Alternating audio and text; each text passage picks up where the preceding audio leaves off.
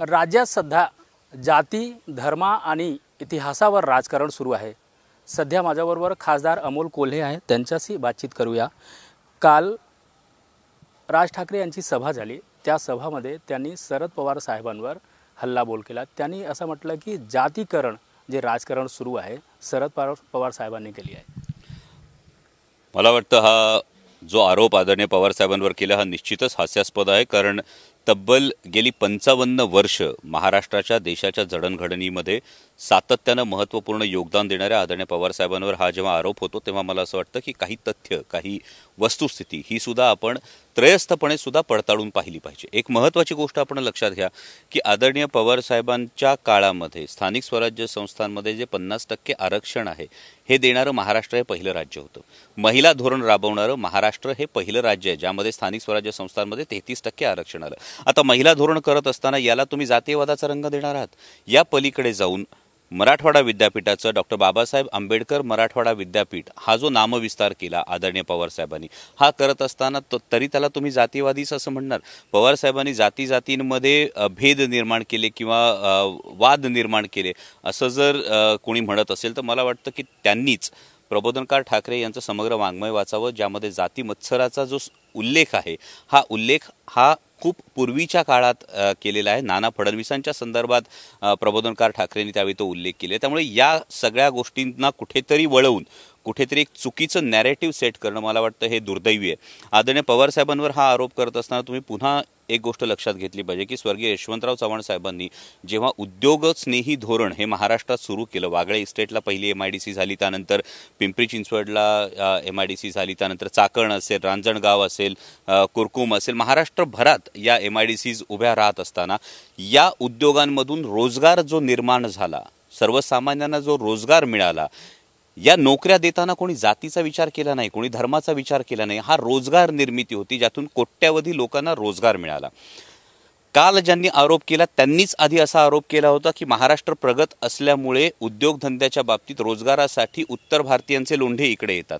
मग हा रोजगार निर्माण ज्यांनी केला आणि त्यामध्ये ज्यांचा महत्त्वाचा वाटा आहे त्या आदरणीय पवार साहेबांवर आरोप करण्यापूर्वी मला वाटतं जेवढे उद्योगपती असतील, म्हणजे टाटाज असतील, बिर्लाज असतील, अदानी असतील, अंबानी असतील, फिरोदियाज असतील, पुनावालाज असतील, या सगळ्यांना एकदा विचारावं की हे उद्योगस्नेही धोरण नेमकं कुणी केलं आणि ज्या उद्योगातून रोजगार निर्माण झाले त्यावेळी काय जाती धर्माचे हे संदर्भ दिले गेले होते का? इतकंच नाही तर हिंजवडी IT पार्क असेल किंवा मगरपट्टा सिटी असेल, अशा महत्त्वाकांक्षी ज्या IT पार्क्स आहेत, हे IT पार्क्स निर्माण झाल्यानंतर आज ही वस्तुस्थिती अशी आहे की संत तुकाराम सहकारी साखर कारखान्याची जागा आदरणीय पवार साहेबांनी शिफ्ट करून तिथे हिंजवडी IT पार्क जे वसवलं, आज हिंजवडी IT पार्क आणि पुण्याच्या परिसरातल्या IT पार्क्समधून जवळपास 80 लाख तरुणांना रोजगार मिळतो। हे तरुण सगळ्या जाती धर्माचे आहेत, हे तरुण सगळ्या प्रांतांचे आहेत, जिथे ज्याला टॅलेंट आहे तिथे त्याला तो रोजगार मिळतोय।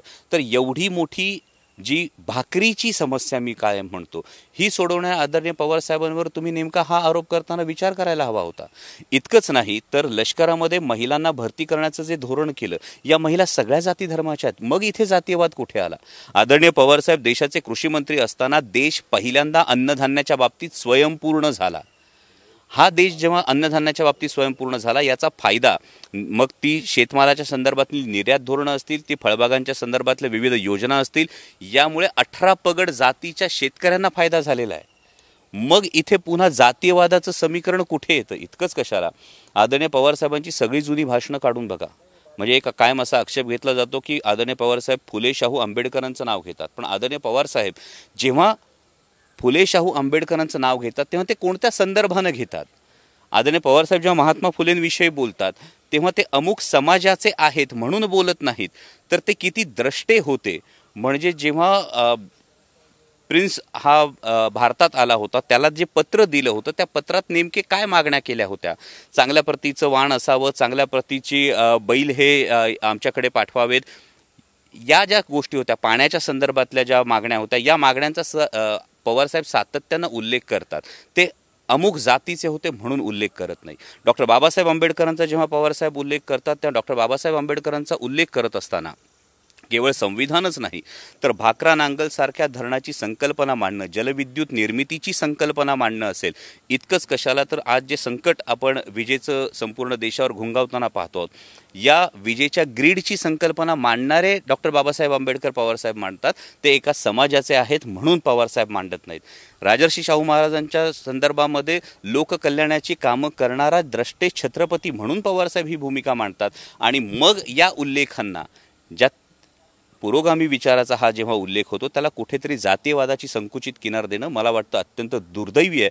आणि पवारसाहेबांचं जर हे महाराष्ट्राच्या बाबतीतलं, देशाच्या बाबतीतलं योगदान जर बघितलं तर सातत्यानं अव्याहतपणे वयाच्या 82व्या वर्षी सुद्धा राज्याच्या, देशाच्या हितासाठी कार्यरत असणाऱ्या नेतृत्वावर अशा पद्धतीची टीका टिप्पणी करणं केवळ दुर्दैवी वाटत नाही, तर यामध्ये काहीतरी एक नॅरेटिव्ह सेट करण्याचा प्रयत्न आहे की काय, अशी शंका आल्याशिवाय राहत नाही. कारण पवारसाहेबांवर बोललं तर प्रसिद्धी मिळते, ही गोष्ट वस्तुस्थिती आहेच. पण त्याही पलीकडे अगदी पश्चिम बंगालच्या मुख्यमंत्र्यांपासून देशातल्या वेगवेगळ्या पक्षांचे नेते विरोधी पक्षांची संपूर्ण मोठ बांधण्याची क्षमता असणारं नेतृत्व म्हणून आदरणीय पवारसाहेबांकडे बघतात. आणि कुठेतरी ही पवारसाहेबांची धास्ती वाटते म्हणून हे पवारसाहेबांविषयी चुकीचं नॅरेटिव्ह सेट होतं का, याचा सुद्धा विचार करणं फार गरजेचं आहे. आणि या पद्धतीनं केवळ जातीयवादाचे आरोप करून किंवा केवळ जातीय धार्मिक मुद्दे समोर काढून देशासमोरचे जे महागाईसारखे प्रश्न असतील, बेरोजगारीसारखे प्रश्न असतील, आज 16 राज्यांमध्ये विजेची टंचाई जाणवते, ती केवळ कोळशाच्या टंचाईमुळे जाणवते, हे प्रश्न असतील, या सगळ्या प्रश्नांकडून हे लक्ष वळवण्याचा प्रयत्न आहे का, अशी शंका येते. राज ठाकरेंनी सभेत सांगितलं की महाराजांच्या समाधी लोकमान्य टिळकांनी बांधली, याच्यामध्ये काय असतं? कुठेतरी मला वाटतं की त्यांच्या फीडमध्ये ही काहीतरी गडबड झालेली असू शकते. कारण आता सोशल मीडियावर कालपासून आपण बघत असाल या संदर्भातले पुरावे अनेक इतिहास संशोधकांनी सुद्धा समोर दिलेले आहेत. आणि ही समाधी, रायगडावरची छत्रपती शिवाजी महाराजांची समाधी, ही 1869 साली ही महात्मा फुले यांनी पहिल्यांदा शोधली. त्यांनी महाराजांवर पोवाडा लिहिला.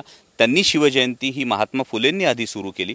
त्यानंतर या समाधीच्या जीर्णोद्धाराचा जेव्हा विचार आला तेव्हा लोकमान्य टिळकांनी असं सांगितलं की रयतेचे राजे होते, त्यामुळे रयतेने कॉन्ट्रीब्यूट करावं. त्यानुसार एक फंड गोळा करण्यात आला. परंतु डेक्कन बँक बुडाल्यामुळे त्यावेळी जमा झालेले 80,000 रुपये सुद्धा हे बुडीत गेले. आणि लोकमान्य टिळकांचं देहावसान हे 1 ऑगस्ट 1920 रोजी झालं.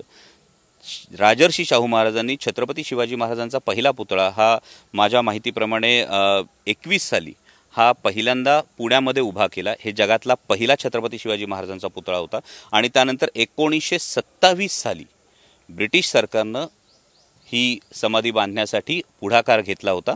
आणि त्यावेळी नची केळकरांबरोबर आणखी काही व्यक्तींनी यामध्ये पुढाकार घेतला होता. त्यामुळे मला वाटतं की छत्रपती शिवाजी महाराज हे आपल्या प्रत्येकासाठी आराध्य दैवत आहे. आणि त्यांच्या समाधीविषयीचा हा फीड कदाचित मला वाटतं की कालच्या सभेसाठी हा चुकीचा देण्यात आला असेल. पण ज्या अनुषंगानं तो उल्लेख करण्यात आला, मला तो उल्लेख जास्त महत्त्वाचा वाटतो. कारण वाद हा केवळ समाधी पुरता नाही, तर त्यानंतरचं वाक्य हे जास्त महत्त्वाचं आहे की आता लोकमान्य टिळक अमुक जातीचे आहे असं पवारसाहेब म्हणणार का. पण आदरणीय पवारसाहेबांच्या मनात छत्रपती शिवाजी महाराजांविषयी काय आस्था आहे हे उभा महाराष्ट्र जाणतो. महाराष्ट्रात जे अत्यंत आधुनिक बालेवाडीचं स्टेडियम सुरू झालं, या बालेवाडी स्टेडियमला श्री शिवछत्रपती हे नाव हे आदरणीय पवारसाहेबांनीच दिलेलं आहे. त्यामुळे त्यांच्या मनातल्या महाराजांविषयीच्या आस्थेविषयी काहीतरी प्रश्न निर्माण करणं मला वाटतं हा हास्यास्पद प्रकार आहे. आणि याचा सखेद आश्चर्य मला खरं तर वाटतं की एका इतक्या प्रभावी वक्त्यानं आपलं ओघवतं वक्तृत्व अशा कामासाठी वाया घालवावं, त्याऐवजी महाराष्ट्राच्या हितासाठी, देशाच्या हितासाठी ज्या गोष्टी आवश्यक आहे त्यावर जर भाष्य झालं असतं तर नक्कीच जास्त आनंद वाटला असता. याआधी त्यांनी संभाजी महाराजांबद्दल बोलले होते. त्यांनी बोलले की संभाजी महाराज जाऊन मुघलांशी भेटले होते. मला वाटतं यावर फार काही भाष्य करण्याची मला गरज नाही. कारण स्वराज्यरक्षक संभाजी या मालिकेतून हा जो एक इतिहास आहे, कारण इतिहास हा कायम तर्काच्या आधारे मांडायचा असतो. आणि जेव्हा तुम्ही शुद्ध तर्कानं इतिहासाकडे बघता तेव्हा मला वाटतं ते जास्त संयुक्तिक ठरतं. आणि कोणीतरी काहीतरी विधान केलं यापेक्षा स्वराज्यरक्षक संभाजी या मालिकेतून हा संपूर्ण इतिहास महाराष्ट्रापुढं आमच्या संपूर्ण टीमनं, झी मराठी वाहिनीनं आणलेला होता. त्यामुळे त्याविषयी मला फार काही भाष्य करायची आवश्यकता वाटत नाही. आता भोंगेबद्दल त्यांनी एक अल्टिमेटम दिली आहे की 4 तारखेनंतर आपण त्याला बघूया. मला वाटतं कोणत्याही धार्मिक मुद्द्यांवर आणि इतर मुद्द्यांवर, म्हणजे जरी ते वारंवार ही गोष्ट सांगत असले की तरी हा मुद्दा धार्मिक नाही, तरी त्याचा सर्वांगीण विचार करणं आवश्यक आहे. मला वाटतं की माननीय गृहमंत्र्यांनी याविषयी विधानसुद्धा केलेलं आहे आणि ते अत्यंत जबाबदारीचं असं विधान वाटतं की जेव्हा सर्वोच्च न्यायालयाच्या निकालानुसार ही गोष्ट होते तेव्हा हे होता कामा नये की नवरा मेला तरी चालेल पण सवत रणकी झाली पाहिजे. हा प्रकार होता कामा नये असं मला प्रामाणिकपणे वाटतं. ध्वनी प्रदूषणाच्या दृष्टीनं विचार करायचा असेल तर त्या दृष्टीनं सगळ्या भागांचा, म्हणजे सगळ्या धर्मांचा, सगळ्या जाती समूहांचा विचार करून त्याविषयी नक्कीच निर्णय घेतला जाईल. पण प्राधान्यानं एक खेद मला असा वाटला की कालच्या सभेमध्ये समर्थ रामदास स्वामींचा उल्लेख करण्यात आला होता, परंतु भोंग्यावरून लावत असताना हनुमान चालिसा लावण्याचं गोष्ट समोर आली. त्याच समर्थांनी लिहिली भीमरूपी महारुद्रा वज्र हनुमान मारुती वनारी अंजनी सुता रामदूता प्रभंजना, या मारुती स्तोत्राची आठवण ज्यांनी आधी मराठीचा झेंडा खांद्यावर घेतला होता त्यांना होऊ नये याचं मला सखेद आश्चर्य वाटलं.